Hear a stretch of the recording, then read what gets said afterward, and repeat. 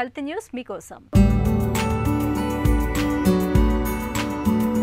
మాంసాహారం అంటే మనలో చాలా మందికి ఎంతో ప్రీతి. ముఖ్యంగా మటన్ తినడాన్ని బాగా ఇష్టపడుతూ ఉంటారు.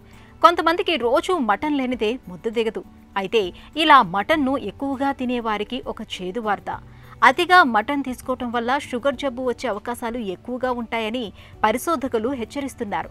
తరచూ మటన్ తినే వారిలో టైప్ 2 డయాబెటీస్ వచ్చే అవకాశాలు ఎక్కువగా ఉన్నాయని కేంబ్రిడ్జ్ యూనివర్సిటీకి చెందిన ఒక తాజా అధ్యయనం పేర్కొంటోంది. పరిశోధనలో భాగంగా పరిశోధకులు మటన్ని ఎక్కువగా తీసుకునే వారిని ఒక 10 ఏళ్ల పాటు పరిశీలించారు. వారంలో 2-3 సార్లు సూపు, వేపుడు, కూర ఇలా ఏదో ఒక రూపంలో మటన్ తినే వారిలో టైప్ 2 డయాబెటీస్ రావడానికి 15% ఎక్కువ అవకాశం ఉందని అధ్యయనంలో గుర్తించారు.